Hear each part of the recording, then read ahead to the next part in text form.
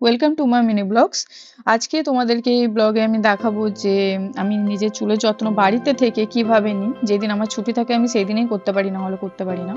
তো চলো, সকালবেলায় উঠেই দেখছি আমার মা আর আমার দিদি আমাকে ছেড়ে চলে যাচ্ছে কাদের বাড়ি। ঠিক আছে, আমাকে নিয়ে গেল না।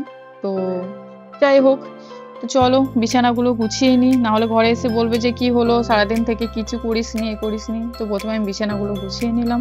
দেখো খুব সুন্দর গুছিয়েছি, আর সত্যি আমি হাঁপিয়ে গেছিলাম তারপরে। তো চলো সবকিছু আমার রেডি করা যাক। প্রথমেই দিয়ে দিলাম আমি 1 মুঠো চাল, একটুখানি চাল দেবে, বেশি দিলে হবে না।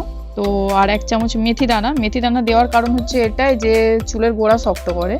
আর 1 চামচ চা পাতি। চা পাতি দিলে চুল তোমার সফট থাকে। ঠিক আছে, তো এইগুলোকে আমি এখন মোটামুটি জল দিয়ে 5 মিনিট ফোটাতে হবে। তো ফুটিয়ে ফুটিয়ে যতক্ষণ না তোমার কালারটা লালচে হয়ে আসছে, কালচে হয়ে আসছে, ততক্ষণ তোমাকে নামালে হবে না। তারপরে চা ছাঁকনি দিয়ে আমি এটাকে ছেঁকে নিলাম, দিয়ে ঠান্ডা করতে দিলাম। ঠান্ডা করার পর তুমি মানে যে কোনো শ্যাম্পু ইউজ করতে পারো, যে রেগুলার শ্যাম্পু যেগুলো তোমরা ইউজ করো। তো আমি দিয়ে দিলাম, মোটামুটি 4-5 পাতা দিয়েছি, আমার লাগে 4-5 পাতা, আমার 1 পাতাতে হয় না সত্যি কথা বলতে। তো এটাকে আমাকে ভালো করে মিক্স করতে হবে যতক্ষণ না কালারটা অরেঞ্জ হয়ে আসছে। অরেঞ্জ হয়ে গেলে তুমি মিক্স করা ছেড়ে দিতে পারো। তো দেখো কালারটা কি সুন্দর অরেঞ্জ হয়ে এসছে। তো এটাকে আমি এবার ইউজ করব, তারপরে তোমাদেরকে রেজাল্ট দেখাচ্ছি।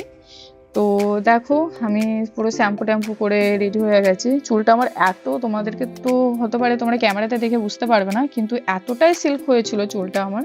আর এর থেকে সত্যি আমার চুলটা অনেকই মোটা ছিল, এখন তো অনেক পাতলা হয়ে গেছে। বাট দেখি, চেষ্টা করবো এবার রেগুলার ঠিকঠাক রাখতে আমার চুলকে। তো আজকে যদি ভিডিওটা ভালো লাগে, একটা লাইক একটা কমেন্ট করে দিও।